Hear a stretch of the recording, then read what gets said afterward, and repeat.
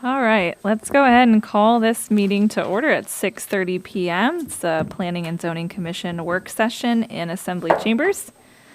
Today is Wednesday, July 9th. Could I get a roll call, please? Ms. Frazier, Here. Mr. Neff, Here. Mr. Dagan, Present. Ms. Craig, Here. Ms. Williamson, Here. Mr. Cleary, Here.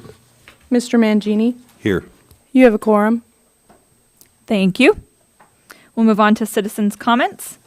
Citizens' comments are limited to 3 minutes per speaker. To make comments over the phone, please call our local number 907-486-3231 or our toll-free number at 855-492-9202. Comments are for general purposes only.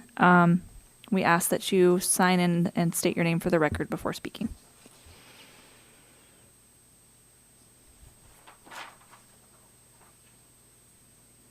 Nobody on the phone? Okay, we'll go ahead and move on from citizens' comments to items for discussion. The first item we have this evening is the Planning and Zoning Commission Capital Improvement Project List, or CIP, recommendations for FY 2026 through FY 2030. Staff report, please. Good evening, Commissioners. Just want to say hello. I am on this side now. So before you are going to see a couple different documents that are in the packet, and then in front of you in paper version, you should have a CIP order list, 1 through, I think I labeled it 1 through 20, and then a rubric, which is on the bigger piece of paper. You should have the approved resolution from both the commission and then one from the assembly, so they should differ. The one with the highlighted is the draft one that we are setting up for this year. So you should see FY 2026-001 for the resolution. A couple things that we did want to kind of go through is, you guys can start kind of ordering how you guys want to set up these projects. I have not received any new projects from anyone. I have reached out to multiple of these agencies to get updated lists. And if their projects haven't changed, I asked for a written word just so I can have that on record. Let's see. So we did come up with last year, I know most of you guys weren't here, we did come up with a rubric. If you pull that rubric out, at the top you're going to see the agency name, and then we have different categories going across. If these categories don't fit what you feel like they should be, we can definitely alter them. But this is just to help you guys order them. It's, kind of helping you guys go 1 through however many projects we end up having on the official list. Does anyone have any questions so far? No? Okay. So if you guys wanted to, we were going to give you guys this full packet to take home and start working on it in what order you guys each personally feel like. And then at the next work session, we can start working through what order. So that way during the regular meeting, we can just kind of get this out of the way so we're not here working on the actual CIP list during the regular meeting. So, yeah, here's your guys' homework for the weekend. Question? Actually, I do have a question. Sure. So this is my second time around. What was the status of last year's CIP? So if you pull out one of those documents that I have printed out in front of you, it should be resolution number FY 2025 tax 16. And that is the approved list from the assembly to the state legislator. And the follow-up question is, did the state fund any of the requests? As far as I know, I do not believe so. I did ask and reach out through our projects office, and then I reached out to each individual agency personally and asked them to update if they've received funding for a project, if they need to remove the project, if they have updated project numbers, bids, if the design of the project has changed. So I just haven't heard too much word back. It's kind of a waiting game. To be quite honest, I feel like everyone's going to end up submitting the week of the deadline, which is totally fine. It'll give me enough time to set it up for you guys next month.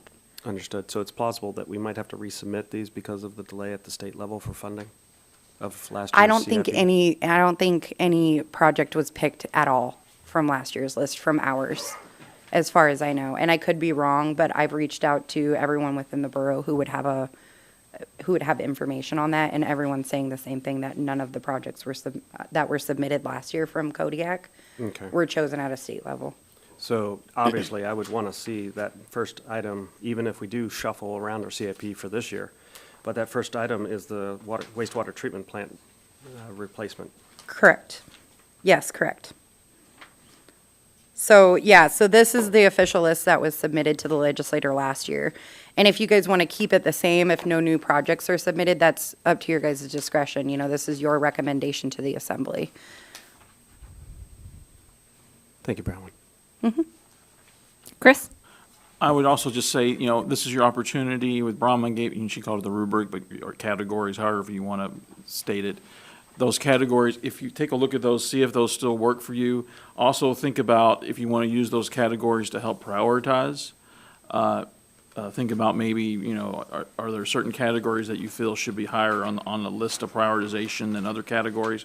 That's the kind of information that'll be helpful for staff and certainly is helpful for the commission when you are actually trying to decide on where these projects are going to be placed in terms of priorities on the list.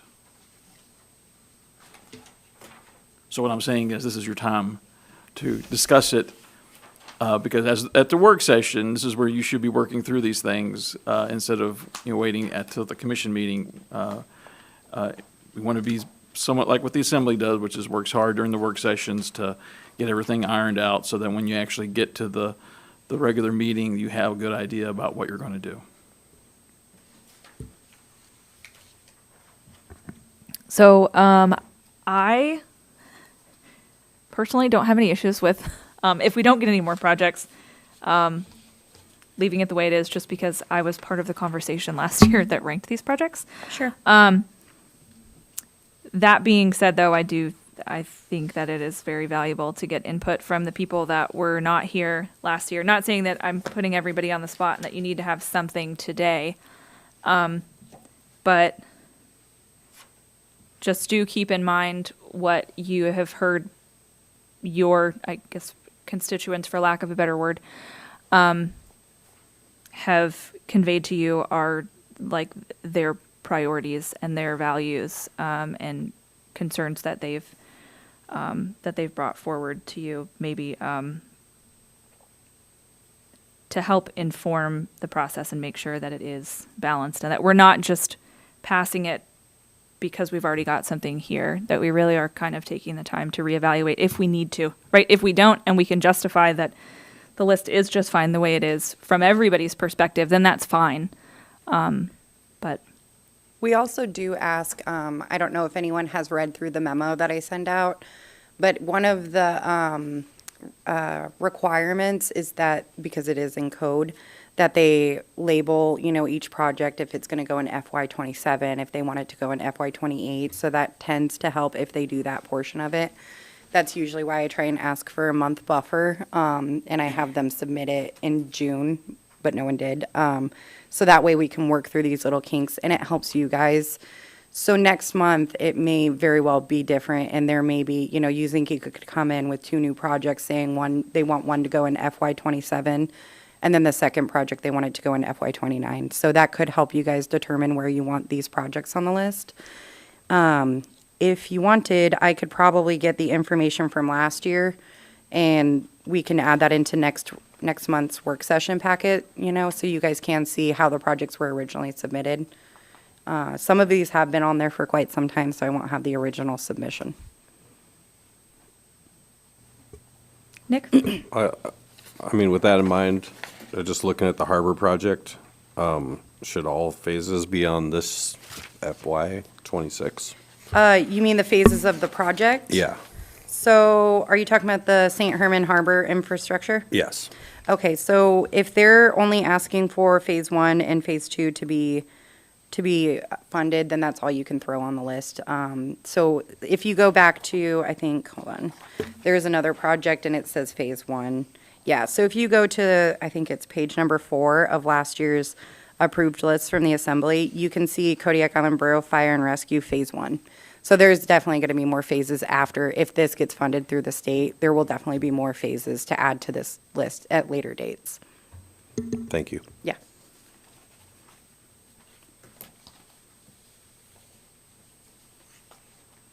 Bronwyn, if we're thinking about this at home and we wanted to send you ideas or suggestions, that is fine as long as they're not going to the whole group and they're just going to you for consideration so you can present it at the next meeting. Correct, and you guys could, you guys could send me that and I can BCC everyone so everyone can see everyone else's ideas and where they feel the ranking should go. And you guys can take that into consideration. You guys just can't talk to each other, basically. So you guys can use me as the middleman if you guys want to use me as a buffer to talk to each other over the weekend or the following week or the following month until next month's work session. But I do highly suggest that you guys at least take a look tonight and, kind of read through the projects and get an idea of where you want to start ranking these. And then that way, next month or during the course of this coming up month into next month, you can alter your ideas and everything as everyone else's comes in too. The other thing that I would add to it too is, this is not like a quasi-judicial case or something. So if we get things in, we can send it to your email. So if we get projects in, we can send them to you as early as we get them. So you can have those kind of already thinking about instead of waiting until we actually get to say the next work session. So this way we can get projects to you as soon as they come in, do it through email. There won't be any worry about anyone discussing them, but you'll have them ahead of time as they come in. We can do that as well to your Borough email. Just, maybe make sure you check it like once a week or something like that, just so if something comes in, you'll have it. And then, so you'll have kind of a step up when it comes to the next work session. You'll have an idea what's already been submitted. We can do that if you think that would be helpful. That would be great, I think. Go for it. So I know you said, this is my first year in here, but you said that some of these have been here for a long time. I'm just curious, like, for example, City of Larson Bay Reservoir spillway, it says here, like, it's eroding and it's nearing failure. Like, how do we know, like, 2 years failure? You're saying these have been here for a while, like, just so I can, like, prioritize Sure. where I want to put them? Yeah, Does that make yeah. sense? Yes, it does. So I want to say, and I could be completely wrong, that this particular project that you did bring up was submitted 2 years ago, and they have renewed it last year, and I'm sure they're going to renew it again this year. However, they don't tell us a timeline of where the erosion is actually at, so I couldn't give you guys a timeline of if they're only going to have another 6 months left, or if they have 8 more years, so. So unfortunately, I don't know all of the information. I can definitely reach back out to Larson Bay and follow up and see if they can give us a little bit more detail, or if they can add that into this summary and we can include that into this year's list. Is the more general question there maybe too just how long each of these projects has been on the list, or how long, like how many times it's been requested? If you want, I can go back to 5 years ago and see if there's any similarities between 5 years ago and the projects on today's list. I'm not sure how far back you guys want me to go.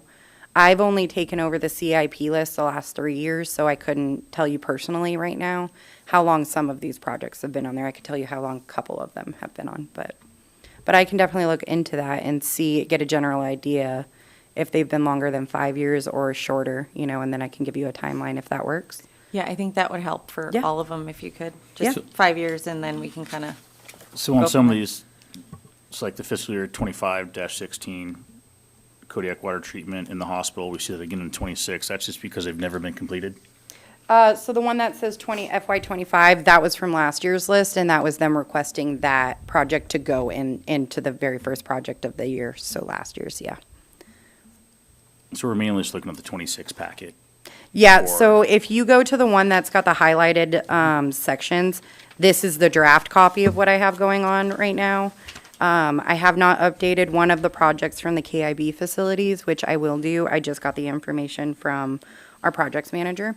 So I can go ahead and update some of them, but until I just get more information, I won't be able to. But yes, this is the current list was from last year that does not have the highlighted, and the one with the highlight is the new draft. Did that answer your question? Okay. I see the Carlick water tank installation project as well. How are they currently getting their water if the tank is condemned? You know, I couldn't tell you that answer. That can definitely be on my list Yeah, of people those to just seem follow like up with. important projects to me since they're providing communities with water. Yeah, no, yep, I'm here for it. So I'll add that onto my list. So I will email, I'll follow back up. I just, I did email all of the different agencies, including all the rural communities, and KCHC, KIB, and I reached out to Women's Bay for theirs and SD1. So hopefully I'll be getting a little bit newer or updated information and bid numbers. So you guys can take that into account as well. But I will follow up again and see if maybe I can squeeze an answer out of them or some kind of written comment.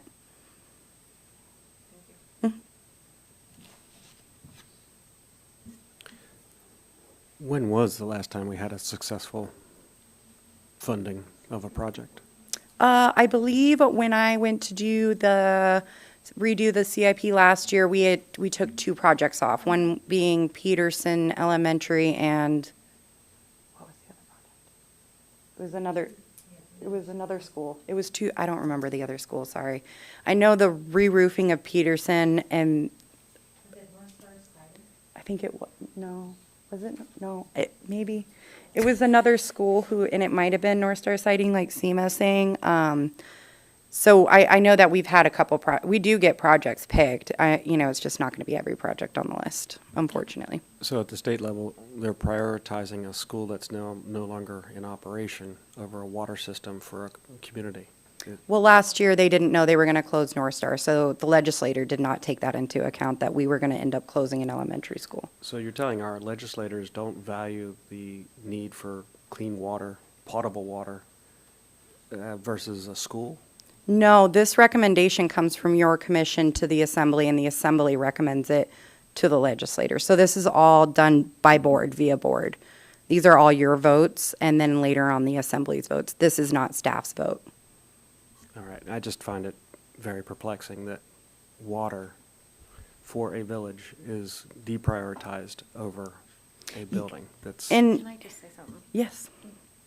You're saying that legislator, but it might have gotten taken off of the books because we got funding for it, not because the state funded it. So Okay, there's different ways that those fundings come on and those projects get taken off. okay. At the end of the day, I'd love to see that funding for the water supply be corrected and thus taken off the list, so we don't have to put it on the CIP list. I mean, they're asking for funding for it to be on the CIP list, so they're requesting that it is on the CIP list. However, it is up to your discretion if you want to rank that number one on your list, and you can talk with your commissioners about that. Yeah. Oh, Chris, go ahead, sorry. And I would just point out, as Seema said, just because a project was taken off the list doesn't mean it got state funding. It could have gotten federal funding, it could have gotten some other grant, maybe the borough found funds somewhere else for it. I mean, there could be a lot of reasons why it's off, and in terms of whether the state picks it or not, it could be another fund outside of the normal funds for CIB from the state that they got funds for it. So, and for example, could have got Department of Education funds from the federal government at the time or something like that. That would have been totally outside of the normal state funding mechanism. In order to close the loop and help us resolve that, a nice feedback would be that those projects did get funding of some sort, or that they. Of some sort, Of correct. some sort, correct. Whether it came from the state or if we allocated money from another project that finished up. Yes, thank you. And that's one of the things we're asking, because when Brahman asks, do you still have that project, do you still want it on your list? Part of that is, did you get funding somewhere else for it? And so, that's why we asked that question, do you still want to keep that project on your list? Correct. And if you go to, Haley, would you mind pulling up the project template? If you click the three little dashes, there should be one, okay.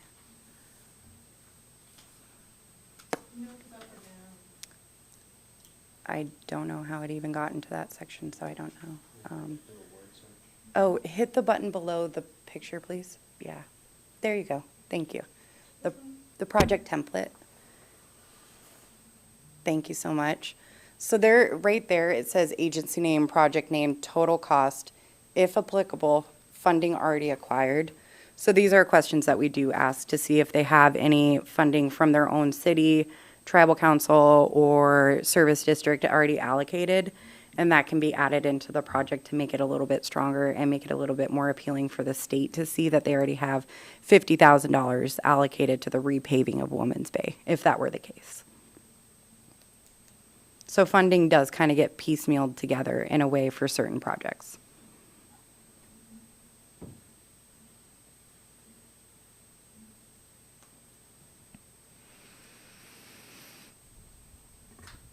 Do we have any additional questions? Discussion on specific projects before we all go home to do our homework? Okay, if you do have questions about the process, the projects, funding mechanisms, anything like that, please reach out to Bronwyn with enough time to get your questions answered before the next meeting so that we can have some meaningful discussion about it, please. Okay, let's go on to item B, short-term rental related definitions. All right, thank you. I had this document for you at the last work session. Several of the commissioners asked for information on where some of these uses are currently allowed in terms of the zoning districts or how they're allowed, if it's through a CUP or as permitted. So I'm just going to go through that. I'm not going to read all the definitions and stuff again, but I'll go through, basically state the definition, let you know what zoning districts it's allowed, whether it's permitted or conditional use permit, and then also go back to some of the questions that we had from the commission to trying to help us with, give us some direction on. So the first one we talked about was bed and breakfast, or B&B. It is allowed, or is permitted, is a permitted use in the conservation zone, rural residential 2 and 1, the R2, R3 zones, rural neighborhood commercial, and urban neighborhood commercial zones. And then it's a conditional use permit in the R1 zone. Staff's question on that was whether the commission would like us to change this definition. Some of the options here would be remove the meal requirement. You could say may include a meal, which is similar to what State of Alaska has in some of their guidebooks for bed and breakfasts. And then if you want to use it to be more like an Airbnb or a short-term rental, we can talk about renting rooms, and you may want to remove the on-site operator or on-site owner requirement because most Airbnbs do not have an on-site operator. So, and currently there's two main differences between, say, a normal short-term rental Airbnb and a bed and breakfast. In our definition is whether it is required to have a meal and required to have an on-site operator. So I'm unsure if the commission had any thoughts on this, any direction you want to give us if you want us to look at changing that definition.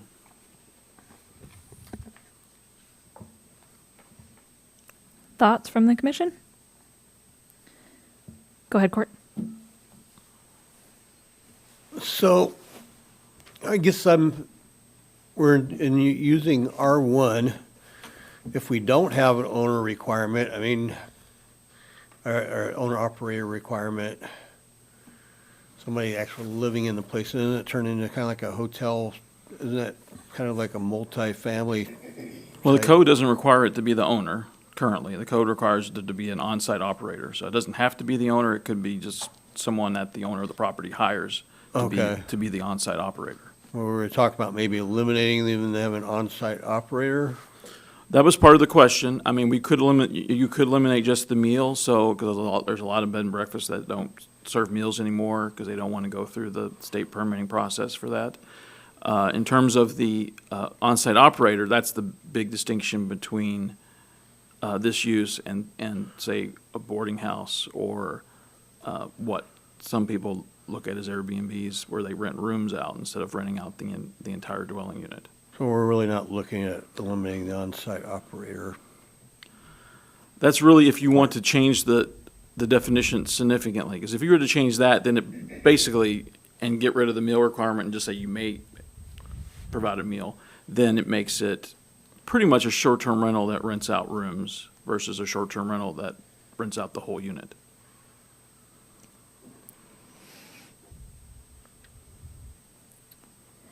in R1 district? It's a conditional use in R1, so it wouldn't be permitted by right. Oh, It would have to come before oh, us. conditional use, yeah, I didn't catch that. Thank you for pointing that out. Yeah, Okay. just for R1. R1 is the only one where it's a conditional use. All the other ones that Chris listed, it would be permitted by right, so the commission wouldn't see those. They would issue the permits, the zoning compliance permits in community development Yeah. without any interaction with P and Z. Yeah, they'd have to meet the requirements of the code, whether, parking requirements, things like that. They would have to meet to get a zoning compliance permit. Okay, so we're saying currently then, all that's conditionally, are we saying it's all conditional use, then a B and B, any type of operation, and then, So currently a bed and breakfast is permitted in those zones that I have here listed as permitted. The only one that it's listed as a conditional use permit is in the R1 zone. in R1 zone? Yeah. And RR1, I'm assuming too, right? No, RR1 and RR2 are both, it's permitted Oh. use there. Okay. That's interesting.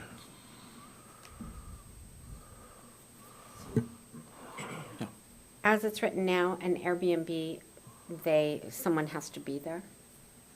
So for it to be just, well, what we're saying is a bed and breakfast. I don't want to get us Okay. confused with Airbnb and short-term rental. I mean, a bed and breakfast as defined in the code would be considered a short-term rental, meaning it's for rents less than 30 days. So that would be a short-term rental. But a bed and breakfast, as we have defined in the code, it's a very common definition. It's an older definition of bed and breakfast where you require there to be meals served, or at least one meal served, and you had an on-site operator. All I was pointing out is some of the newer, more recent changes in bed and breakfasts, at the very least, get rid of the requirement that you have to have a meal. It just says you may have a meal. In terms of having an on-site operator, there's still a lot of zoning regulations around the country and through Alaska that still require you to have an on-site operator. I was just pointing out, because as we talked about through previous meetings on short-term rentals, is that currently in our code, we have vacation home as basically a short-term rental that rents out an entire dwelling unit. And then we have the definition of dwelling unit, which allows people who live in the dwelling to rent to two people. Now, whether that's one room or two rooms, I guess it depends on the situation. But that's what you have in the code, with would fall under what most people would call an Airbnb. Because a boarding house says it can't be day to day. It says it can be week to week, still a transient use, still a short-term rental use, but not typically what you see for an Airbnb. And the boarding house has its own kind of issues too as well in there. So there's a couple things we have in zoning.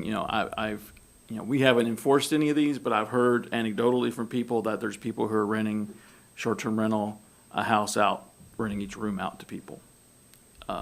And that wouldn't fit the code unless it fit, a boarding home. But the boarding home definition says you're renting it week to week, not day to day, which my understanding, what I've heard is that they're being rented day to day, sometimes maybe week to week. It depends on the situation that we have. I'm trying to fill in the gap to see if the commission wants us to address Airbnbs that are currently not really listed in the code, which would be those that would be kind of like a B&B, but don't have an on-site operator, aren't required to serve meals. We know we have some of those uses out there. They could not get a zoning compliance permit today because there's not a use that they fit in the code. So nobody's come to you for like a request for a similar use determination or anything? No, Okay. no one's come for a similar use determination for that particular use. We should stay ahead of that then and not go that route. So that's part of my question to the commission. I mean, part of it could be you don't want to have that type of use. I mean, or maybe you want to alter how boarding house is done and have boarding house instead of week to week, be day to day. You could do that too, and that's another definition we have in here that we were going to talk about. Do you want to go through the rest of these and then we can circle back to this? Would that be helpful? Okay, let's try that. All right, so getting to boarding house, which I just mentioned. Boarding house is a permitted use in the R3 urban neighborhood commercial, and I believe that's the RB zone, or I think it's retail business zone.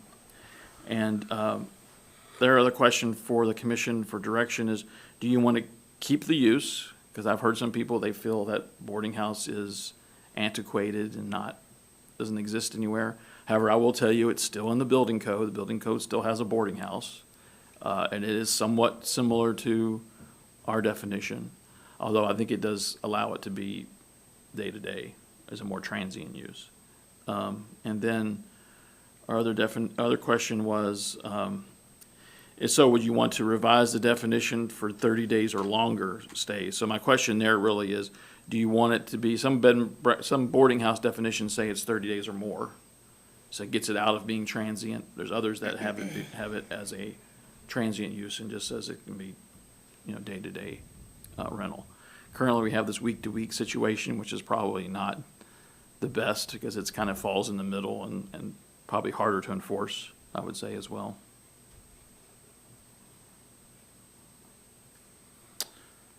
All right, let's go on to the next definition. And so dwelling unit, I have some information in here on dwelling unit. The main thing here on dwelling unit that we want to talk about with you is two things. One is completely related to short-term rentals. The other part of it is not. One question about our definition of dwelling unit is tied to whether you have a kitchen or not. If you have two kitchens in your house, technically you're considered two dwelling units, even though the house may just have two kitchens and it's not used as two dwelling units. The code would say it's two dwelling units because it has two kitchens. That's not how the building code defines it. The building code says it's basically, you have all the different elements that would be in a dwelling unit. Places to sleep, places for sanitation, places to cook, all these different things make a dwelling unit. Sometimes they add in with separate access in there as well, and that is how you define the dwelling unit. So one of the questions I have in here is, do we want to alter our definition that's in the zoning regulations to be more like the building code? And then the second question in there is, we have this provision in our definition that allows you to rent to two people. It doesn't say whether it's for 30 days or longer. It doesn't say if it's transient or day-to-day. It doesn't mention anything about the length of stay. With it not mentioning that, any restriction on that, then we would have to allow any dwelling unit to rent up to two people, even if it's a day-to-day rent. Because we don't have any clarification in the code to say it's one way or the other. So the question there is, do we want to keep the ability to rent to two people as part of a dwelling unit definition? Do we want to come up with a separate definition that would allow, say, someone who, it also doesn't say in there, that's the other thing that's important, is that it doesn't say clearly that it's the people living there are staying there too while they're renting out two rooms, which is implied in the definition but not clearly stated. There is a building code definition on lodging house that is more like that, which it basically says it's the owner lives there and they can rent rooms out to a certain number of people. I think it's actually 3, instead of 2. And we could go that route as well. So that's another question for the commission to think about in these. Any questions on those before we go forward? Okay, all right. No. Then we have definition of family and also definition of guest room. So this definition doesn't cover just a dwelling unit. So we cannot call a dwelling unit that rents a room to room or two anything other than a dwelling unit. So as I was pointing out, we don't really have anything in the code that would keep just a dwelling unit renting out, say 2 rooms to no more than 2 people, or 1 room to 2 people in the code. So our question is, do we want to, as I mentioned, alter the dwelling unit definition, take out the 2 people from that definition, and do something similar to lodging house, which is in the building code? We also have the use hotel, which is permitted in the business and retail business zones, and which is listed as a transient use. It's rental for day-to-day. One question on that is that we could also list in there that it could be for long-term rental, because as we know, some hotels are what we call extended stay hotels. People might rent them for more than a month. Some hotels kind of skirt that because people will rent there maybe up to 29 days And if they stay at the 30, then their occupancy, that changes to a different listing, which also kicks in that you're not paying transient accommodation tax anymore once you get to that 30 days. So we could have something in there that just says, hey, it also could be for stays longer than 30 days. And that may not, and may actually be a good thing to do, just so that we're covering that a hotel or even a motel could be extended stay or for transient or short-term use. Lodge in the code is permitted in the conservation zone for no more than 6 clients, in the rural development zone for no more than 15 clients. Do we want to revise this definition to clarify the length of stay?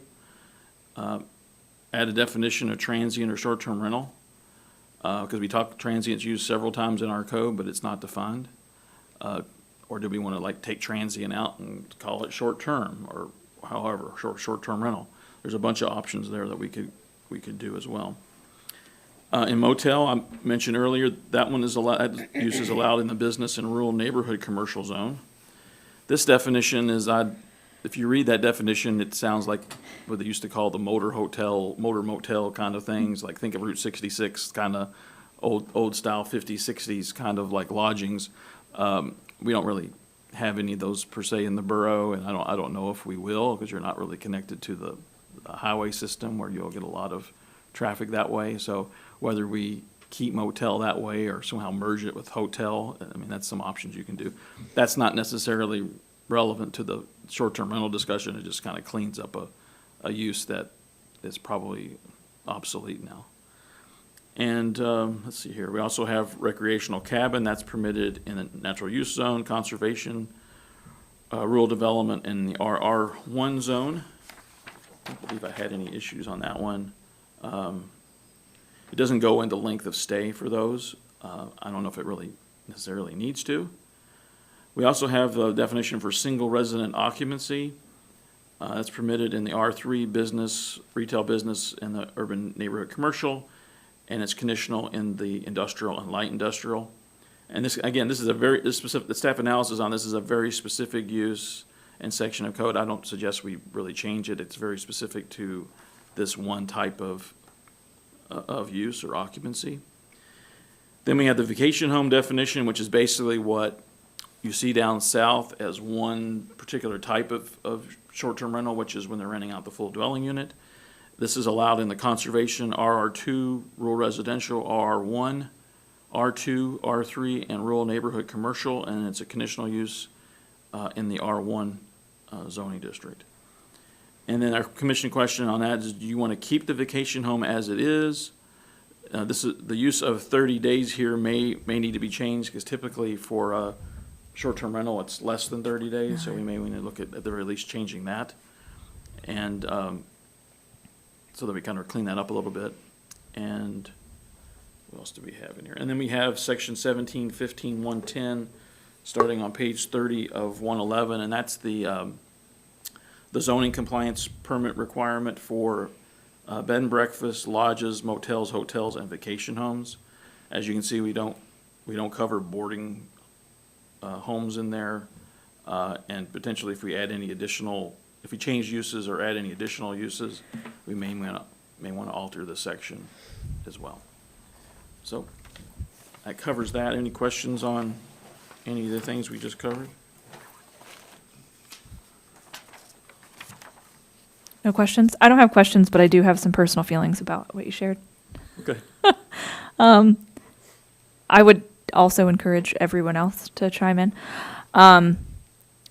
For B&Bs, I don't necessarily agree that you should take out the requirement for a meal, since it is bed and breakfast. However, I recognize that there are changes being made and that our definition is not in line with the state's definition. So I do think that changing it to may serve a meal is going to be clearer to people, and probably more of what they would expect, given the trends for other municipalities in the state.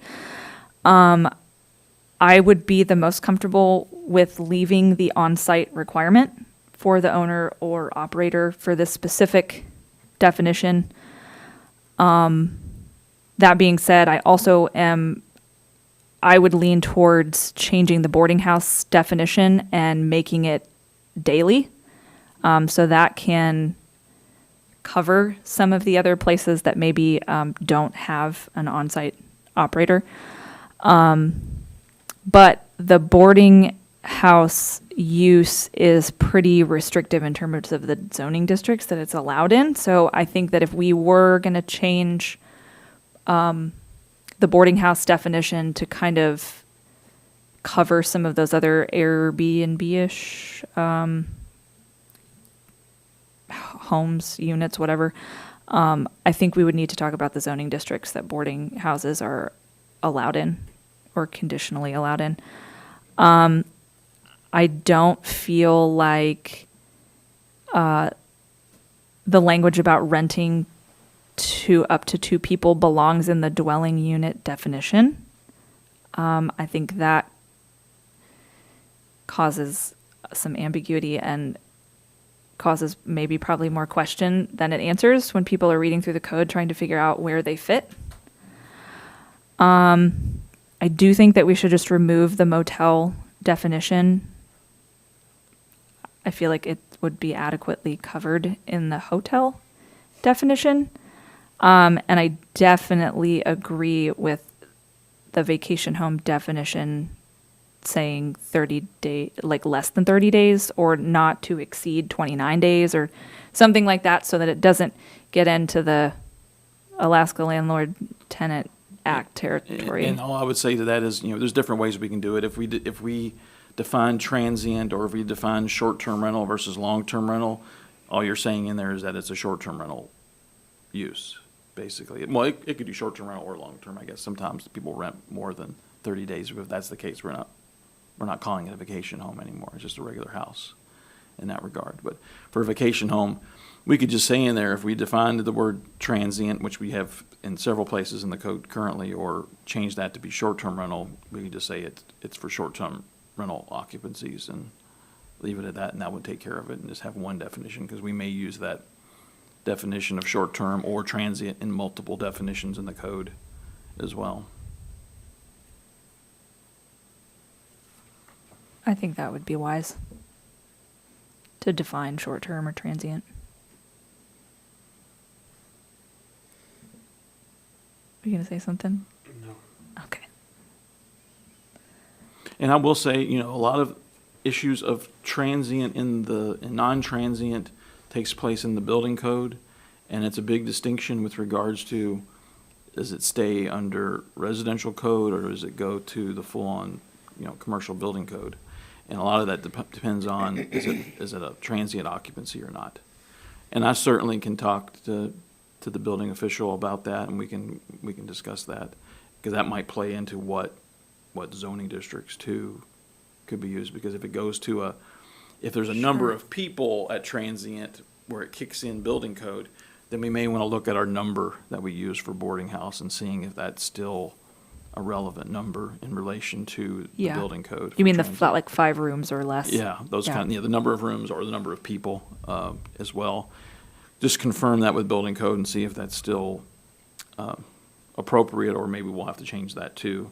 Because I see, if they're going to go to commercial code, then you're talking about possibly having to sprinkle the building, and there's a lot more expense there, and changes a residential structure Yeah, we significantly. Right? certainly don't want people having to retrofit single-family homes as commercial. Correct. So, yeah, that might be something we'll also have to look at too. Well, I can appreciate your cost consciousness, Chairwoman. However, anytime we can increase the profile of sprinkling buildings, that does ultimately help the survival profile for the residents that are in those buildings. Yeah, that's fair. This might not have anything to do with what we're talking about, but I know that Sitka and Wasilla have their Airbnbs, might even be their vacation homes or whatever, where the person who owns it has to live there 6 months out of the year. They did that because they have a housing shortage, and people buy up houses, they sit empty, people don't live here, and then they rent them out. And we all know that here. So it's just kind of hard, because we are talk about building housing, because we want to build more housing for people. But yet, we might have the same thing where people buy 3 or 4 houses or 3 houses. They don't live here. The houses sit empty. They rent them out. I don't know. I don't know. Being an island, there's only so much room. And that's why Sitka did it, Yeah, and I don't think your comment your question or comment is not inappropriate at all. I think what we were trying to do first here is clean up some of these definition issues we have. We know the Assembly Right. has been talking and talking about what they want to do, whether it's registration or whatever, and they really haven't gotten to the point of, do we want to talk about changes in terms of where these can be? Do we want to require them to be owner occupied? They haven't really gotten a whole lot into that part yet. Right. And I do think that's a policy question that's probably ultimately going to be at the Assembly, so we really want to know kind of their input before the commission tries to struggle with it, just so that we're not at different odds, at odds with each other here in terms of how we're doing that. But I think first thing would be helpful, I think, for the Assembly is that we're getting our definitions fixed so that everybody's kind of talking about the same thing and people aren't talking about an orange and an apple and trying to thinking they're the same thing. We want to make sure we're all kind of talking about the same defined uses here. So we don't necessarily have to put in, you have to be there 6 months yet. No, Is what so you're I think what we're saying. talking about here is looking at the definitions. I do think, I wouldn't ask the commission, the Assembly's struggling with this at a policy direction standpoint, so I'm this sure. might be one where we look for the Assembly to send to the commission a request for change to the code based on what they vote on as a policy direction for how they want the borough to go forward.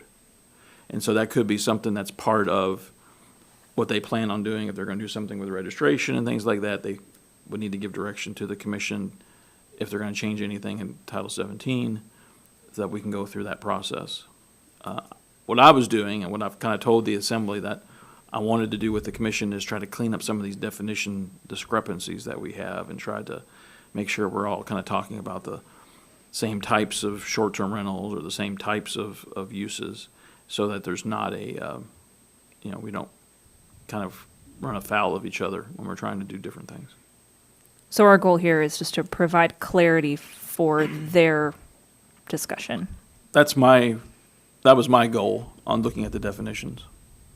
So is there not currently a definition for transient at all in code? In the building code, not in the zoning regulations. It's Interesting. talked about multiple times as transient, but it doesn't really define that. I don't think that question of has come to the commission yet to try to decide. And I think it would have to come through either a use determination or something like that, or an appeal or something like that, that would bring it to you. I think we hope to not have to do that by fixing some of our definitions. As you've seen through some of our other code amendments, including the one on assisted living, which we'll be talking about in the packet review, we got a lot of uses that aren't defined in the code. And then we have a lot of things that are part of definitions that aren't defined as well that would help clarify those. So is that why in the past, some of the houses that have had multiple people are not family, flop houses, whatever you will, have not been enforced? So you have a definition of a family that allows you to have up to 5 people unrelated by blood or marriage in there. We have not had that definition be challenged in any way. They have been challenged in many places around the country. They just have not been challenged typically in Alaska that I've seen. But yeah, you could have people who aren't related, not part of what we would normally think of as a family that are maybe unrelated in a home. I think a student housing is the best example of that, where you have a bunch of students living together. They may even be on the same lease, or they may be subleased. But if they don't run afoul of the number 5, there could be 5 people in the house that are not related. Because there's some in town that there's 15, 20, 25 people in a house. And as I mentioned, that's, we have, there's that issue, which we haven't really gotten into, mostly because we haven't received any complaints about it.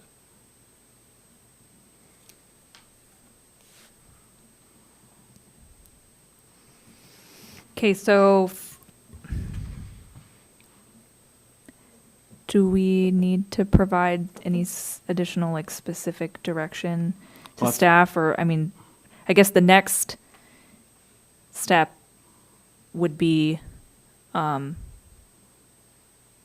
putting this in an ordinance So I think- format that would, So I think one thing that would be very helpful for me is, as Commissioner Fraser mentioned, her thoughts on what we do with the bed and breakfast definition versus the boarding house definition. I think if I had some clarity there from the commission, and then also some clarity about what we want to do about the dwelling unit definition, those in particular, those would be helpful. Because if it's like, we want to change the bed and breakfast definition, but only do it to have meals, say May, that's fine. If you want to change the bed or the boarding house definition to say, basically it can be a transient use or a short-term rental use, then that would take care of the people renting out rooms to people that don't fit the bed and breakfast. And then if you want us to do something different about the two people in the dwelling unit definition, resolution of those three would go a long way to allow me to draft an ordinance for review, or at least have one so that you can discuss it further. okay. So how do you guys feel then about proposed changes to the bed and breakfast definition? Are you comfortable with it saying may include? How do you feel about on-site operators or owners versus not having anyone on site? Court. Yeah, I think the on-site operator is important. I know personally from firsthand experience, knowing some people that were doing it, that they were renting out multiple rooms in R1 or R2 areas, no on-site operator, just a short-term bed and breakfast type thing and it seemed to be pretty common. If I'm talking to other people, I knew of at least one person anyway, and then other people told me they knew such and such, and this guy's, anyways, it's not necessarily confirmed on how many or what, but it does seem to be an issue. Excuse me, started to get a cramp there. So, does seem to be an issue. I mean, talking to Chris previously, I think I understood none of that's allowed according to the code as it is already, but, But just because it's not allowed, or not listed in the code as a use, as Commissioner Fraser stated, they can go through the use, similar use review too. Yeah. For example, they could go through that review. yeah, I know there's safety concerns, and obviously, it can be lucrative, but they're bypassing the needed regulations to really equate it with a hotel, which they're using it as far as I'm concerned, which is really unfair competition with our local hotels.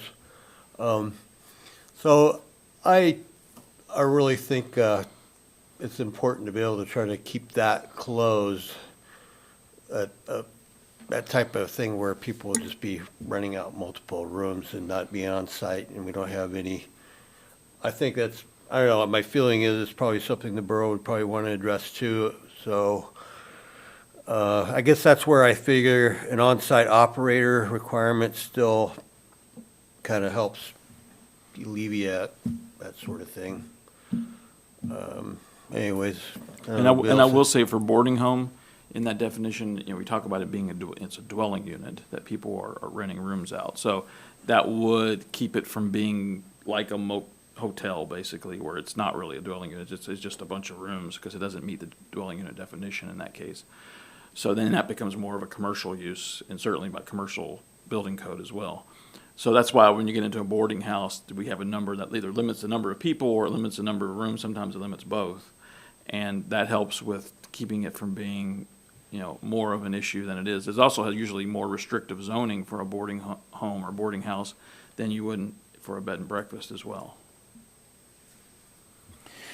With the on-site requirement, maybe a caveat of, or within, a mile radius or within 10 minutes, because if something were to happen at the house and there's people that are there, it's flooding. Well, what do we do? No idea, so then it's, if it's not a requirement of, on-site, maybe just a timely response to where they're at. So the idea here too is that we'd clean up this bed and breakfast definition, but by looking at maybe not defining transient, but defining short-term rental. We are also providing clarity for the types of short-term rentals that do not fit into bed and breakfast. So specifically what we're talking about here is a bed and breakfast. This isn't all short-term rentals, right? So, And a bed and breakfast does say it's for day-to-day use, so it would fall under the idea of what we would consider transient, being less than 30 days. So it would fall under that. The current definition falls in it. It just has two requirements in there, one being requiring that you have to serve a meal, which is not, because serving a meal, what does that mean? A lot of bread and breakfast just have prepackaged stuff that they serve to people. Muffins, packaged That's not muffins. really what the definition it was intending. It was actually you're cooking a meal for people. And that's not really what the definition was meant, because that's not what the old style bed and breakfast was. And then for the boarding home, I think a problem there is just saying it's week to week is a problem, just that it's hard to enforce that, and it's already technically transient because it's less than 30 days. I would say at the very least, if we change that to day to day, that would definitely make it clearly transient, and then also could it fill in the gap for some of those places that do something similar to a boarding home, and would at least allow them to be able to be legal, and that we're not going through, say, a use determination, similar use determination for it. So if we modified the boarding house definition and removed the week to week, that's where we pick up the Airbnbs, where an on-site operator is not required to be. Correct. So then we would have that clear distinction.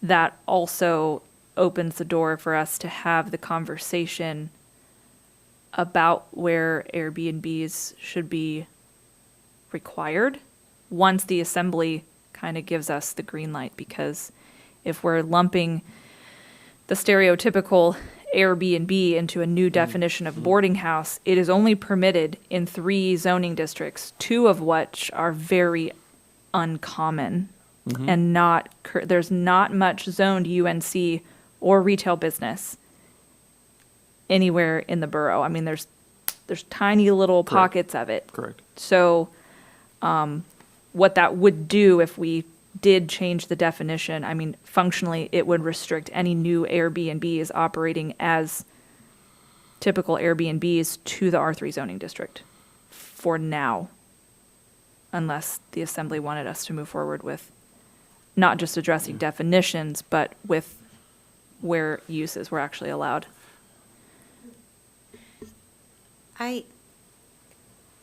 As assessing, we need to take the word Airbnb out of everything and only say short-term rentals. Yeah. Because when I say to somebody, you're using it on as an Airbnb, they say, I'm not on that site. And Airbnb is a specific website. So when we use the word short-term rental, we can use that and include a homegrown website, the VRBO website, the Airbnb website, all of that. So when you guys are making these considerations, if we could literally take the word Airbnb out of it and just always call it short-term rental, that would help my life immensely. And one thing we could do, and some of the cities in Alaska have done this, is to put everything under short-term rental. So it says short-term rental is any kind of rent that's less than 30 days. And that would include things like hotels or a bed and breakfast, or if we change boarding home to be, well, boarding home could fall under it anyway. It's week to weeks under 30 days. It could have all those under it. That's one way to do it as well. I've seen it. I think it's not Wasilla does it. I think maybe Palmer does it that way. Splits it out that way. So they have one use identified? So they have short-term rental defined, and they say short-term rental includes the following uses. Okay, and So then they may those specific define those uses are, And then they define those uses under that overarching definition. Okay. So you would have short-term rental defined, and then they would say bed and breakfast, and it would do the definition of bed and breakfast. I think that's a great idea. Being that way, you don't have to include that it's less than 30 days, because it's under that whole overarching idea of short-term rental. We could go that route with it, too. Seems like a great idea. And that's where they stuck in that 6-month thing. Well, and the 6-month thing comes down to, I mean, that's a different thing. A lot of times the 6-month thing comes into whether it's a conditional use or not, is usually where that comes into play. If it's gonna be a permitted use, a lot of places will say it's permitted if it's owner occupied versus not owner occupied, it needs a conditional use permit. That's usually where you see that distinction. But, you know, that's definitely a policy decision because that would change our code significantly, because right now, you know, for example, if it's a vacation home, they're allowed, as long as they get a zoning compliance permit, they're permitted in pretty much most residential zones.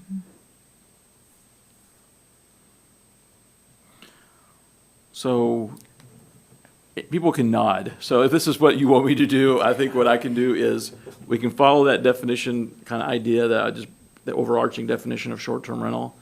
We can, for bed and breakfast, just say it may include a meal, leave the on-site operator. I was hearing most people were in agreement with that. Yeah. Then for boarding home, I can look into the building code a little bit more on that, but the idea would be, I think, just to have it listed under the short-term rental definition.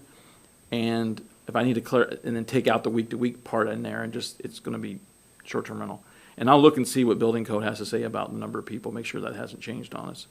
And then we'll have vacation home under there, because that's rental of a overall unit. And then we can get rid of motel, we can keep hotel, because that's a use that's under, you know, under 30 days. Lodge is usually also under 30 days, but I'll look into that as well if you want me to as well. I think most of the time it's under 30 days, because a lot of times they're supposed to be transient accommodation tax they're paying. So we can include that, potentially include that use too. I would include that with the short term.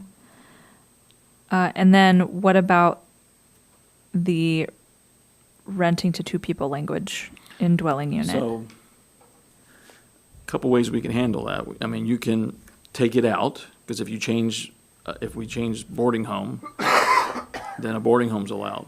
If you want to allow for the ability for someone to do kind of basically a short-term rental, as Commissioner Craig said, which is the owner lives there and they're gonna rent it out. They can rent it out, rooms out to people. Yeah, we could go that route. It could also limit the number, certainly the number of rooms. I think limiting it to 2 people is kind of weird, because most of the times it's how many rooms you rent out on these type of Airbnbs, or not Airbnbs, short-term rentals. Sorry, Zima. I said Airbnb, but short-term rentals. I can look into that and see, but we can create a different use. The reason I looked at lodging house is just because it's in the building code, and it's a use that's basically says the resident lives there, but they rent out rooms to people. Does that use exist? Probably not since the 40s or earlier. Think of Mayberry and Barney Fife, who lived in his type of boarding home where the lady lived there who owned it and rented out rooms. I doubt that exists much anywhere, at least in most places in the U.S.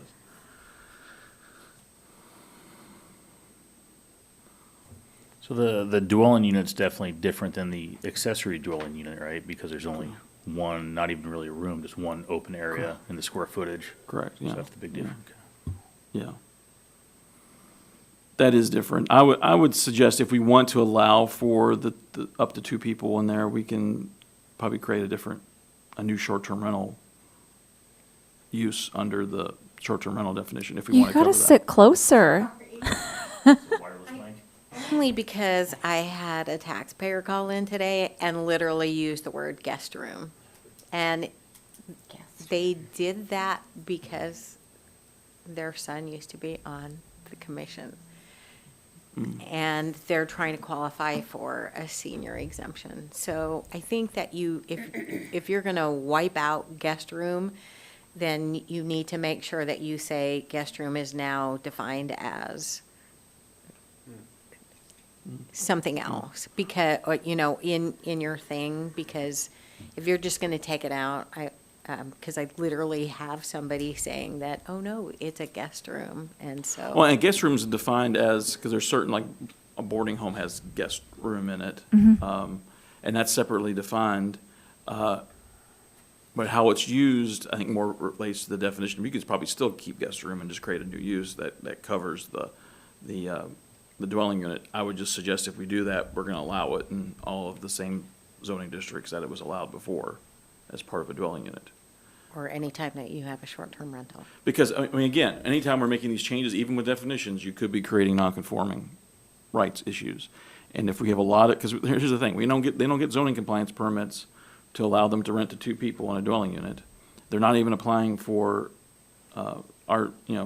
hopefully they're applying for transit accommodation tax, but who's gonna know? And, there could be a lot of these uses out there, and in order to kind of win a non-conforming rights case, they just have to show that they've operated in the last year that way.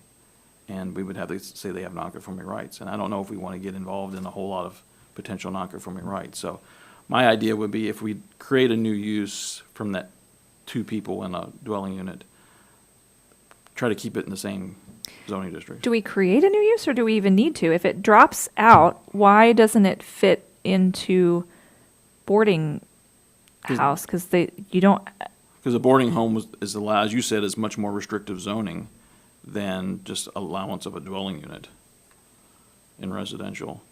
we're talking specifically about somebody If someone's- utilizing a guest room and renting it to somebody for less than 29 days. We're talking specifically about short-term rentals Yeah, and so using s- guest rooms, not people that are living there long-term and are Correct. including four other people in there not related Yeah, by if blood someone's family. living there long-term, right? they're probably falling under that family definition, they're not falling. But if someone's renting out a room specifically to a person for short-term stays, that would fall under that dwelling unit, the current dwelling unit definition, and that would be considered, that room would be considered a guest room then, based on the definition of guest room.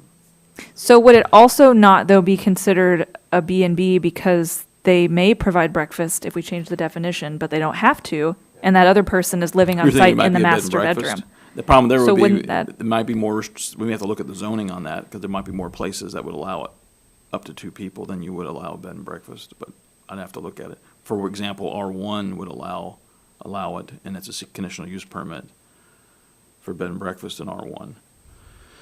So if you have a bunch of people who are in R1 renting out to two people routinely, if we change the definition, then all of a sudden, and say, oh, now you're a bed and breakfast, now they may have to they might be non-conforming for a conditional use permit.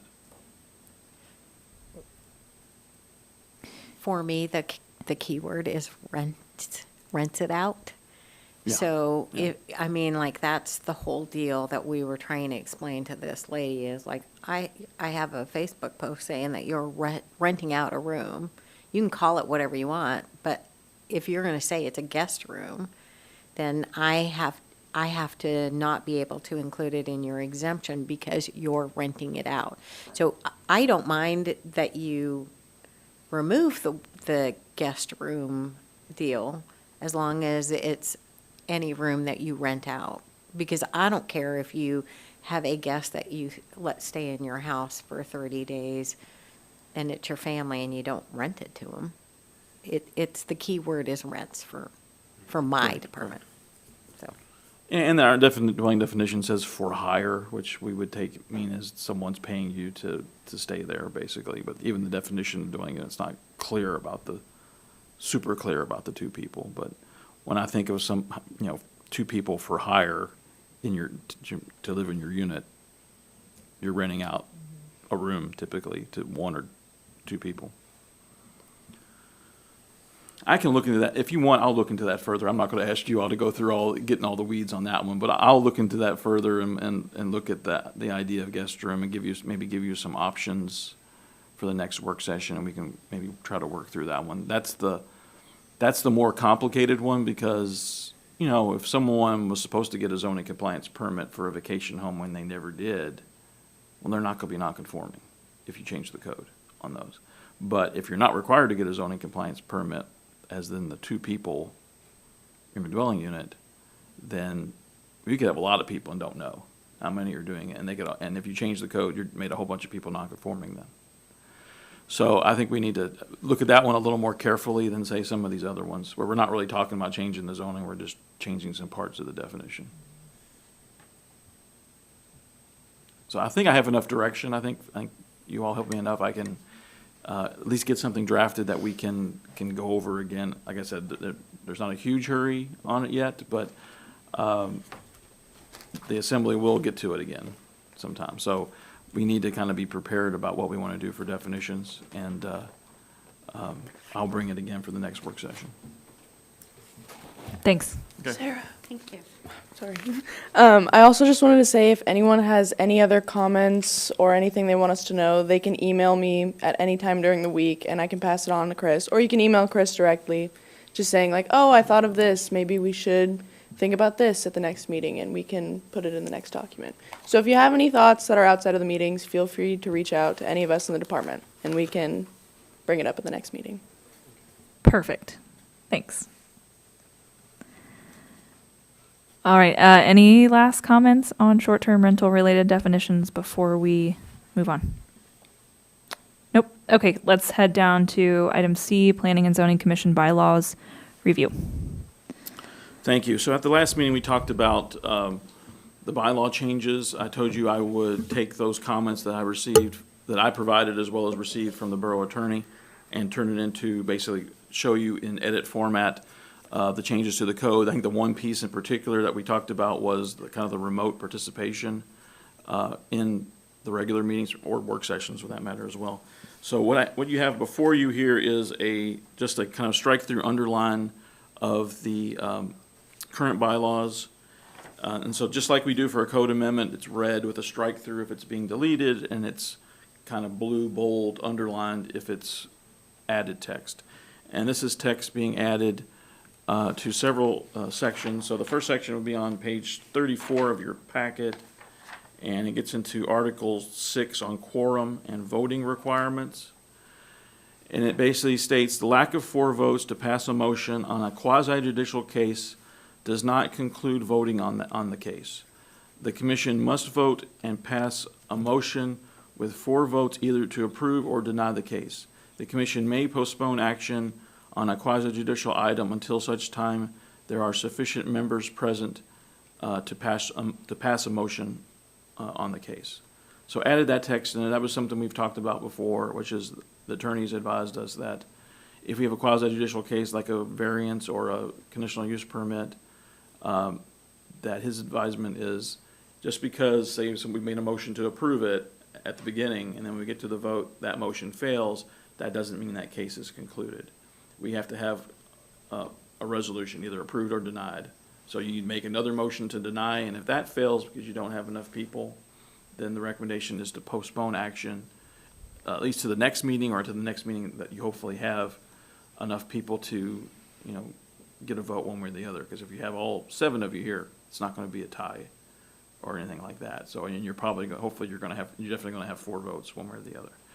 So that's the recommendation. So that's more text just to kind of explain the situation to people as well as to the commissioners as well. So I wouldn't say it's, a restriction. It's more of a guideline for what to happen if that situation occurs where you don't have 4 votes to pass a motion. And then in Article 7 under meetings, it does say the commission may deliberate in open session, or it may elect to recess into executive session to decide an adjudicatory matter where the commission believes that a discussion of all or part of the matter should be conducted in executive session. If deliberation takes place in executive session, no person may attend the executive session discussion who was a witness or advocate for a position in the matter. No evidence or argument from any part may be received in executive session. At the conclusion of any executive session deliberations, the commission must make its decision by vote in open session and adopt findings and conclusions based on the evidence in the record which was presented in open session. So this addresses, which we have in state law, that says the commission or a body can go into executive session. So you have that. It gives you some guidelines for how you do that if it's a adjudicatory case. In other words, it's a quasi-judicial case, basically, and then gives you some guidelines. It will say the vote will be in open session, so the vote will not be in executive session. So I think there was some concern about whether the vote would be, in executive session. No, he's making it clear in this that you'll have to come out of executive session, go into open session to actually vote on the case. So that is public. Any questions on either one of those proposed changes? Okay. Then next we'll go into discussion on, make sure I'm on work sessions, yeah. So then goes on to work sessions and letter C under Article 7. It says the commission may schedule other work sessions at its discretion.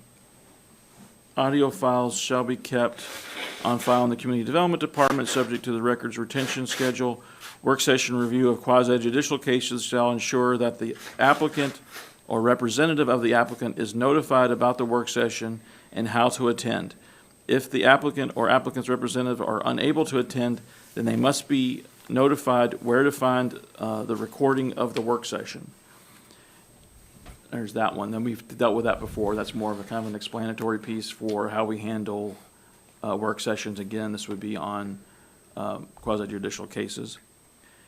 Then paragraph D talks about electronic participation in meetings. I had to tweak this a little bit because it calls out the mayor's different from the assembly. In this case, you're all commissioners, so we don't have to do that. But we do say that the commission members are permitted to participate in all types of, oh, I found an error right there. I didn't catch that earlier. I didn't catch that. I just caught that myself. So it should be commission meetings, not assembly Yeah, there's a meetings. couple in that paragraph. You probably just So- skipped that one paragraph there. So I'll fix that. Yeah. Commission meetings electronically with the exception of executive sessions. This option is provided for the convenience of, oh, there's another one. Boy, Yeah, cut and paste is a dangerous Of the thing. commission. It talks about the mayor in there. All right, so I'll fix that. Yeah, so we'll fix that one. Just so get rid of the mayor, just commission members is all we need to have in there, who are unable to be present in person due to the following circumstances. Again, these are circumstances that are in the Borough Code for the Assembly. It says illness or injury of the commission member or their family member, the passing of a family member, obligation related to their employment, out-of-town commitment that prevents the commission member from attending in person. So those are the 4 instances that are spelled out in the Borough Code for the Assembly, proposing to do that here for the Commission. Paragraph 2 states those who participate electronically will be considered present for all intents and purposes while they are actively engaged, and they should strive to participate in the entire meeting. Paragraph 3, if the chairperson participates electronically in a meeting, the vice chairperson who is physically present will function as the chair to conduct the meeting and see that the rules are observed. If the vice chairperson is not present or disqualifies themselves, the most senior another one, commission member who is physically present shall function as the chair. And then paragraph 4, so that paragraph 3 helped us with that question about what happens if the chairperson is attending virtually. And number 4, prior to the meeting, reasonable efforts will be made to ensure that those participating electronically are provided with the meeting agenda and other pertinent documents to be discussed and or acted upon. Access to the agenda and documents from the Borough website will be considered sufficient access. Number 5, under what we consider electronic participation, under this section shall include any means through which the Commission may participate remotely, to include being able to hear and engage in discussion and being audible to all persons participating in the meeting. The electronic participation method used must enable those who attend remotely for the duration of the meeting to clearly hear and to be clearly heard by those present. And then for regular meetings, it is essential that participation occurs via video conferencing, and each participant must have a functioning video camera in order to participate. Again, that's out of Borough Code as well. And then paragraph 6, the commission members are allowed to attend a maximum of 4 regular meetings electronically each year, spanning from November 1st to October 31st. And those dates are taken out of the Borough Code that's used for the Assembly. And they say there are no limitations on the number of electronic participations for work sessions and special meetings. So I think there was a question on that too at the last work session. And then paragraph 7, electronic participation procedures. unless precluded by technical difficulties or waived by commission members in attendance. The following procedures apply to electronic participation. A, notification to the Community Development Department shall occur 24 hours prior to the meeting of the request to participate electronically. If notice is not provided 24 hours prior to the meeting, electronic participation shall not be allowed. B, up to 3 commission members who notify the Community Development Department 24 hours prior to the meeting may participate by electronic participation as long as 4 commission members will be present at the meeting. In other words, you have to have 4 in person to satisfy the quorum requirement. If 4 commission members are not present in person at the meeting shall be adjourned and rescheduled, similar to what we would do for a lack of quorum. Subparagraph C, community development staff shall open the electronic connection at least 15 minutes prior to the start of the meeting.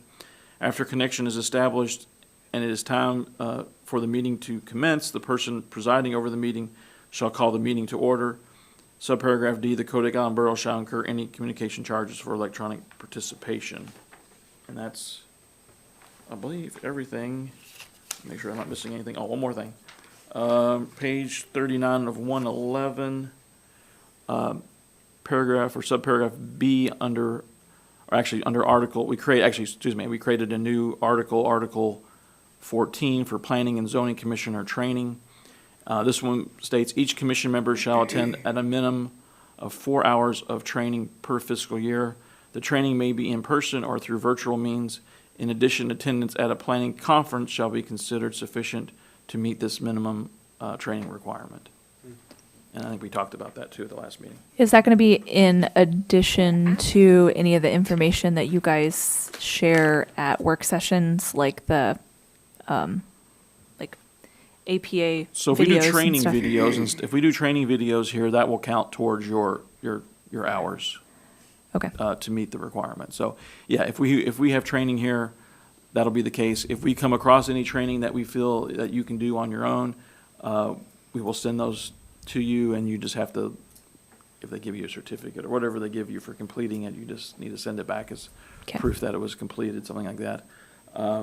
But we'll try to have some here in the work session, so maybe you can get most of those 4 hours here and not have to do it on your own. But I wanted to cover in case anybody goes to any conferences, or if we go to any specific planning commissioner training, sometimes, hopefully, we'll be getting the planning commissioner trainings up and running again with the state, and if those are offered, those should cover 4 hours.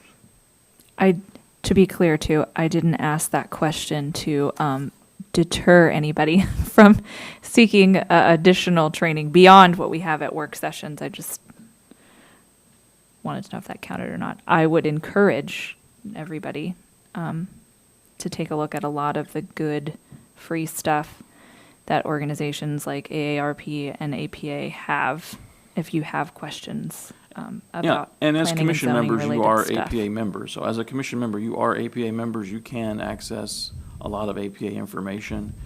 If there's anything collectively that the commission would want us to, as a training course to get for you, even if we have to pay it, you do have a small budget, but you have a budget for training that we could purchase. A training if for some reason the commission found one and they all wanted to do it, but at cost, we can certainly pay for that and maybe bring it to the work session and have everybody watch it there. So there's different options there. Thank you. Okay.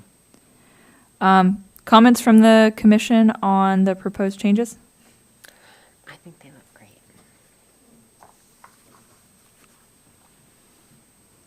And only thing I'll say about them one last time before we bring them, and I guess, is everybody good that we bring those for the August meeting to get reviewed for approval? I will say, once the commission makes their approval of them, they will need to go to the assembly, and the assembly will have the final approval on the bylaw changes. If you're all okay with it, I will have it on for the August meeting. That Right. sounds great. All right, thank you. I think I agree with the changes, and you answered the question, if we wanted to find somewhere and if we incurred any charges getting there. You said that we had a budget. I don't know if you want to add that to that section, but aside from that, you answered the question, so. I don't think we need to add it in there, but yeah, if for some reason it was going to recur a cost for you to participate, online, similar to what it says for the assembly. The Community Development Department would cover that cost for you. Hopefully it wouldn't. Hopefully it wouldn't cost you anything. Nowadays, it's, if you're in a hotel or someplace away from office, hopefully they're not charging you for your Wi-Fi, but who knows? Some places certainly do, so. Do you need to put that if the training has some monetary commitment, that needs to be approved by the department prior to engaging in the training, so that nobody is like, oh, well, I got you. paid $100 for this training and you I told could me I put had to that do in there, yeah. training, so That would be fine. now pay me yeah. back my $100. I'll put that in there and just say, if it's going to recur a cost, then it needs to be approved by the Community Development Department, and we'll do it that way. Okay. Yeah, I can add that in there. Thank you that's a good comment. Was there another, did you have your hand up, Nick? No, I'm just not gonna be here in August. Okay. I'm just showing my support. Well, too bad we don't have it in place for you to be able to participate. July, so then I would be here in August. Okay. Awesome. Thanks, Chris. Mhm. Okay, so let's see, where were we? That was item C. Let's head on to D, childcare uses and zoning regulations. Thank you. So I will say, I was at an attendance at, I want to say it was a work session, I guess the last assembly work session. We had the Kodiak Collaborative do a presentation on childcare and the need for childcare services in the community. And I know the commission had talked about childcare, our zoning of childcare and how that works, or where we have issues there. And there's a lot of issues with childcare, you know, the cost of it. There's the issues of having enough staff for facilities, whether anybody actually wants to open one anymore, because of all the regulations you have, certainly at the state level, and liability issues that you have. So I think it's an appropriate time for us to kind of talk about our zoning issues, which seem to also add to that, because just like with actually not as bad as assisted living residence, more like maybe the pet-related use one. You know, we have the use in the code. It's not defined. It's in zoning districts where there's not a lot of those. So, for example, I won't go into all this because I'm going to leave this primarily for you all to read, since it's the first time we've looked at this. But in the retail business zone, rural neighborhood commercial zone, urban neighborhood commercial zone, as Commissioner Fraser said, we don't have very many of either of those three zoning districts in the borough. That said, those are the three zones where childcare or daycare centers or facilities are listed specifically as allowed uses. We do have a similar use determination that was made a few years ago for R2, and in particular R2 at the St. Mary's site at the school there. Talking with the borough attorney, I wanted to clarify, what does that mean? Does that mean anywhere a school's allowed? Does that mean it's allowed? His answer was no, it's in the R2 zone specifically because a school's allowed there.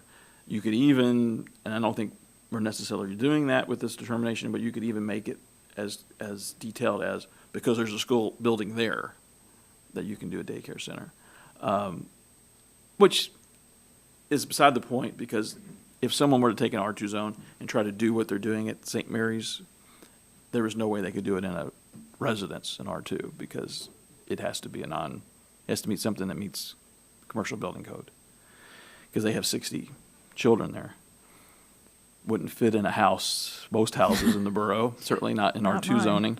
And so, I mean, there's gonna be a lot of issues there. But what I wanted to bring to your all's attention is basically what our current zoning is. We don't define daycare center or childcare center or anything.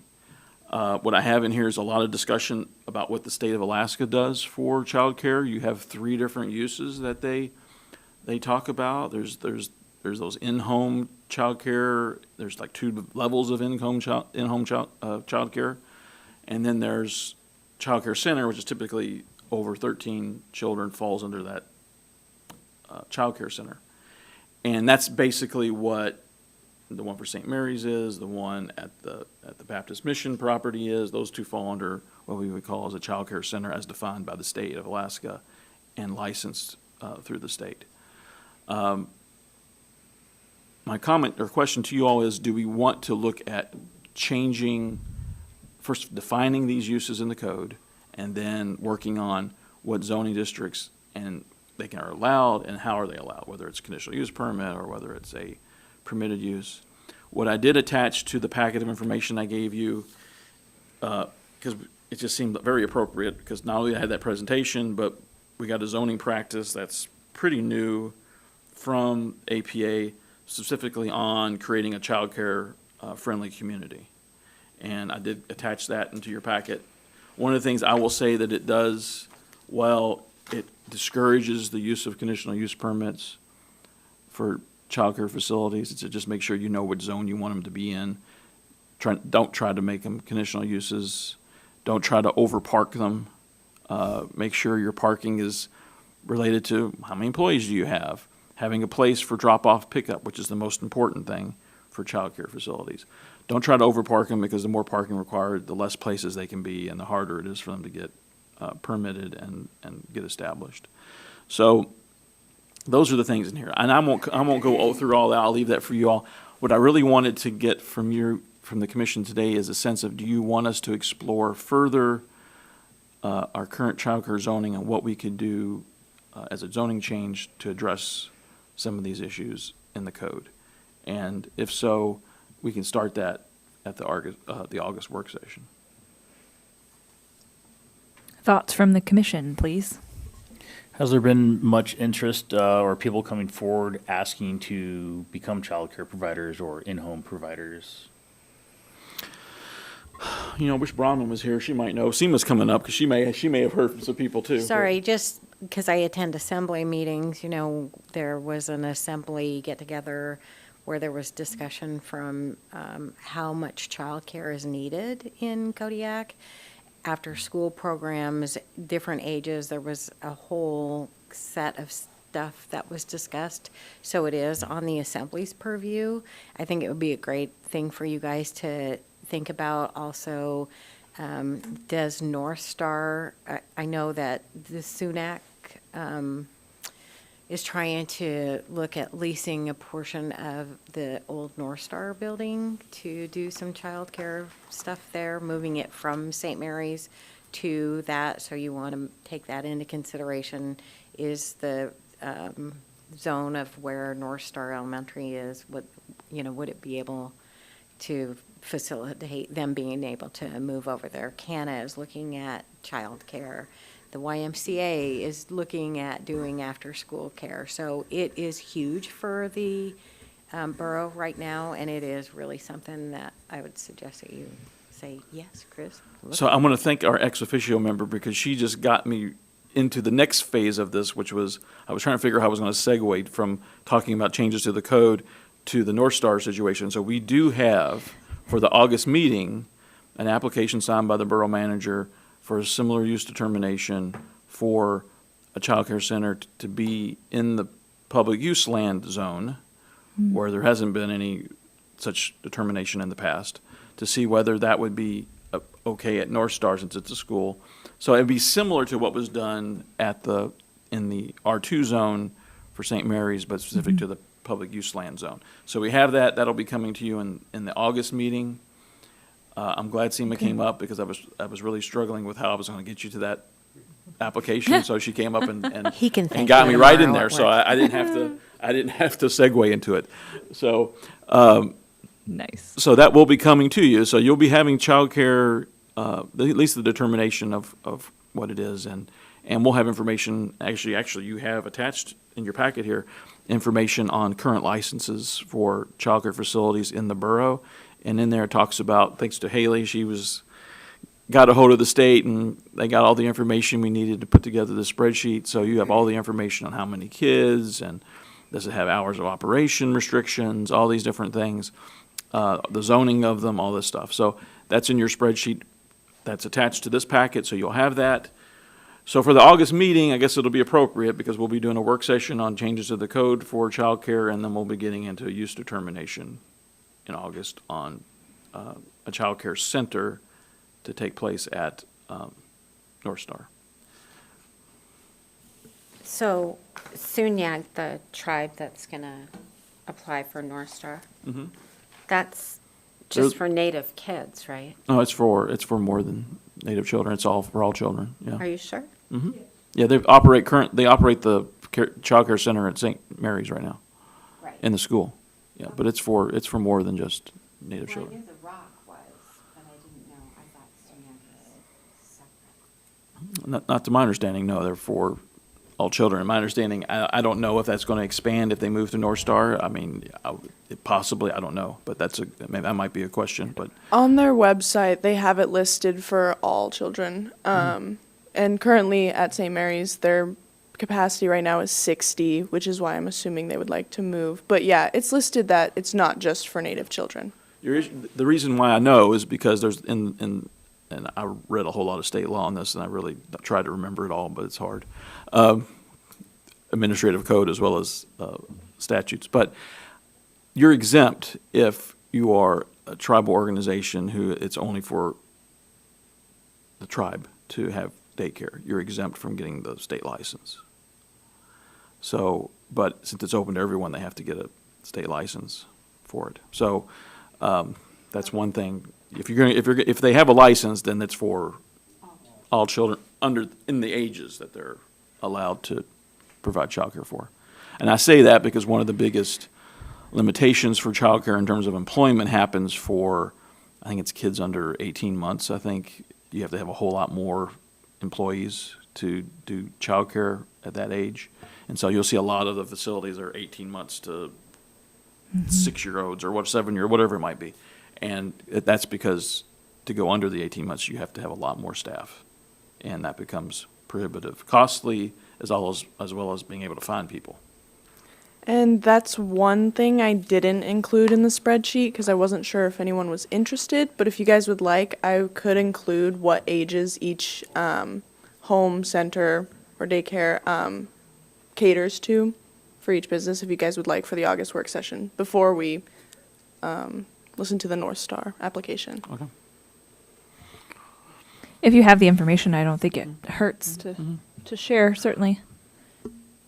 We could also include the stuff that Beaton, those guys did for the assembly, because they had a presentation Oh, you mean too. for the? Oh, you mean the Erica and collaborative? Beata? Yeah. Oh, yeah, Bianca, yeah, yep, yeah. Okay, I got yep. you. Yeah, So yeah. their presentation literally had what age groups are missing in Kodiak and all of that too. So Yeah.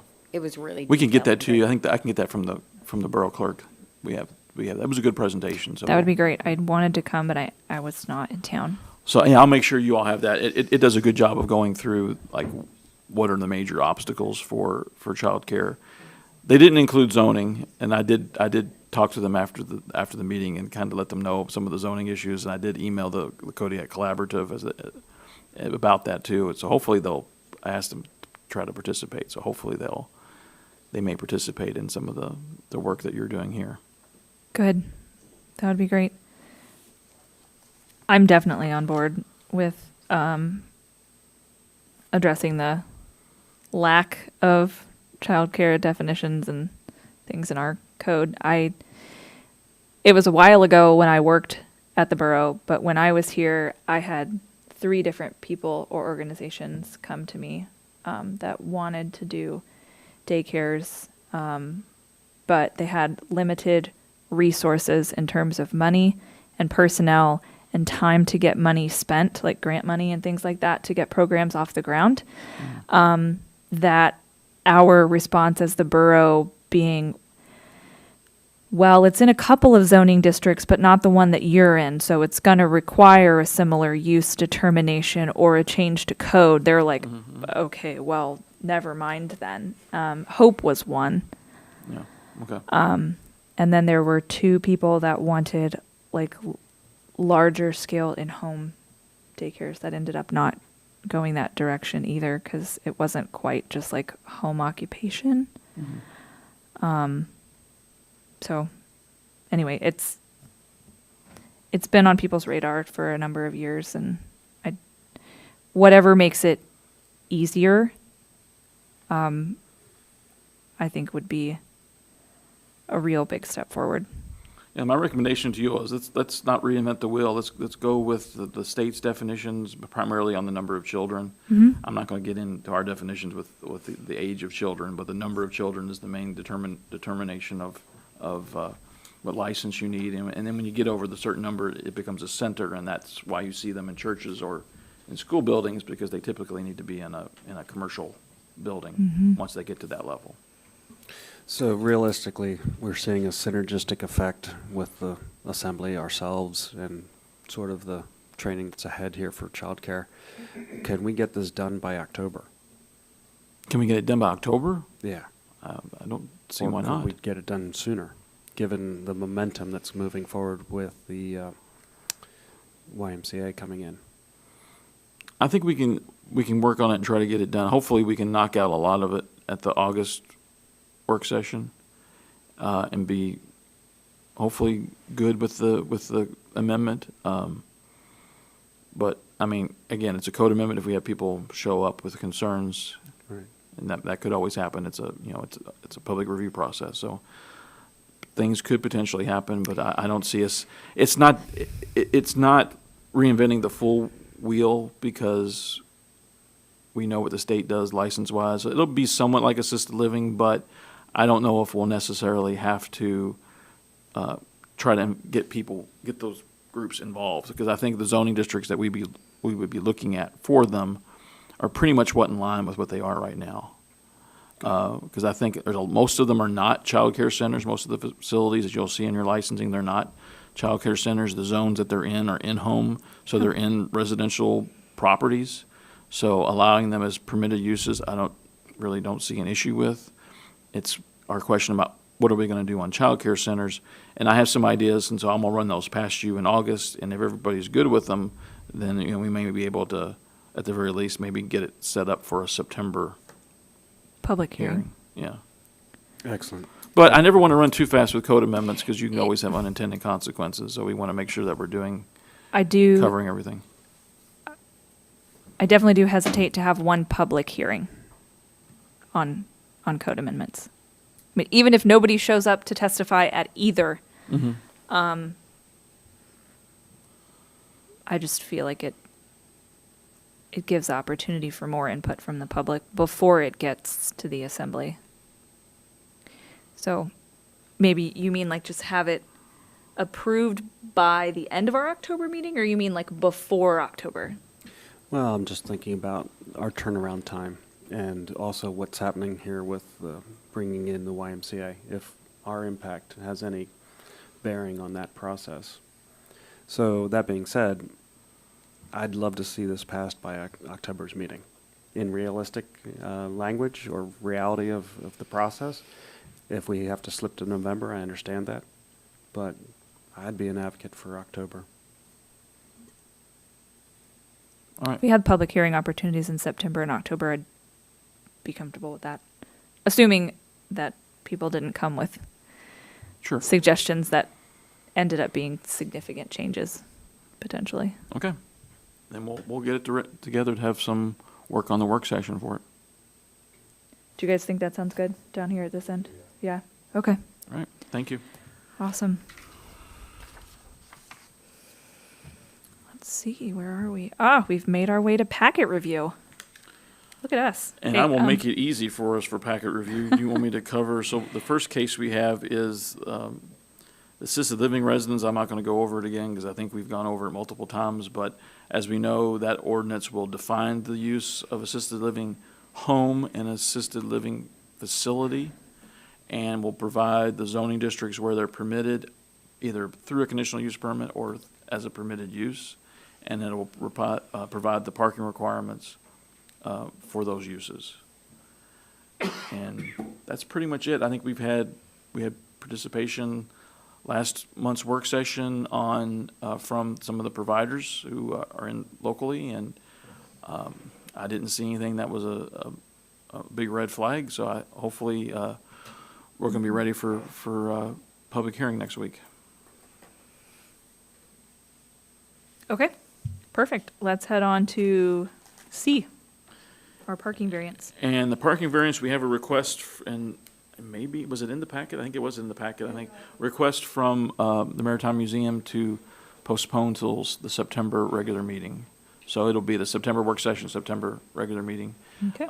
Go ahead, Haley. I just wanted to add, I'll put it on the sheets that I'll give you for next week's meeting, but the original motion is still on the floor for this case about voting on the resolution. And so we're going to have to do what we did at last regular meeting, which is amend the original motion, vote on the amended motion, and then vote on the amendment and vote on the amended motion.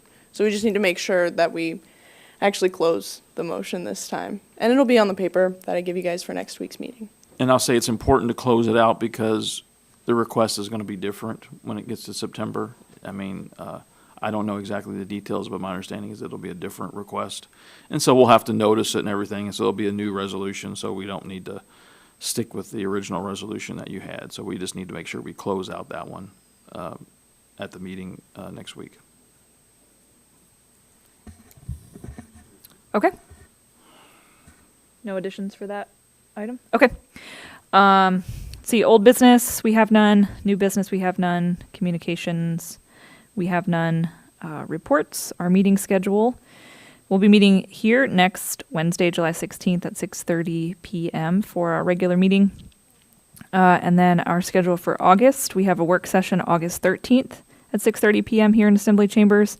And then our August regular meeting will be August 20th at 6:30 p.m. also here in Assembly Chambers. Let's go to staff comments. Chris. So I'll have more for director's report next week, but I'm going to cover just two things really quickly. We did receive comments back from FEMA for the hazard mitigation plan. We're working through their comments. Hopefully I have a meeting set up with Alaska Division of Homeland Security and Emergency Management, as well as FEMA Region 10 community planner to kind of go over some of those on Friday. So hopefully we'll get those done here in the next week and back out to FEMA. And then on top of that, I want to remind everybody that on April 22nd, here in the Assembly Chambers, from 10 a.m. to 2 p.m., we're going to have an open house related to transportation and community facilities for the comprehensive plan. Sorry, Chris, did you say April? Oh, did I say April? Oh, wrong. I think I got April 22nd from when we had our land use one. I'm talking about July 22nd. I was apologize. following right Okay, along with thank that. you. I was I like, yes, apologize. I will be here on April 22nd. I apologize. I was thinking, for some reason, thinking of the April meeting. It ended up being the same day, too, but,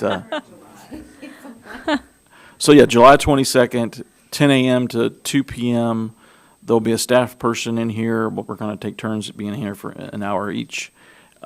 It's basically going to be, there'll be information, but primarily what we're looking for is feedback. There'll be surveys in here. There'll be some small exercises with maps that we're going to look for some input on. If you come, it won't take you, more than 20, 30 minutes to go through all those things. So 10 a.m. to 2 p.m. Trying to keep it around lunch. We're trying something different to try to get more participation. We didn't have the greatest participation at our last meeting on April 22nd, which was in the evening. We're hoping maybe something during the day that spans several hours will get people to come in. Again, you don't need to be here very long to do it. There's not a presentation or anything. It's really going to be information, taking people's comments, those kind of things is what we're looking for. You can get in and get out, and like I said, maybe half your lunch or less than half of your lunch hour would be taken. So we would appreciate people's participation. So, and that's all I had. Thank you. Okay. Haley, you got anything for us? No? Seema? Way back there? Okay. All right. Okay, then let's go to commissioner comments. Mr. Dagan, I'm going to start with you, if that's okay. That's perfectly fine. Thank you. Chris, Haley, Seema, thank you for all the service and work that you do for us on our behalf and the citizens of this great island. I am glad to see that we're moving forward, and other than some of the comments that I've made here tonight and my concerns that I've exhibited, I've got nothing else to add. Thank you. Thank you all for your time and all the information. It was a long meeting, but it was good. And maybe, Haley, if you could email me July 22nd, just so I can remember, so I can look at it. I will send reminder emails. That would be great. I would love that. Okay, thanks. Good job, Sarah. That's all I got. Thanks. It was good, informative, learned some new stuff, going through these packets, and then I will be out of the country for next week's meeting. Ooh, out of the country. Yeah, kind of eye-opening to see, especially the CIP and some of the things and where the community, like where we're at with some of these things. And yeah, happy to participate. Just early notice, I'm not gonna be here for either the work session or the meeting in August. So I had a predetermined vacation.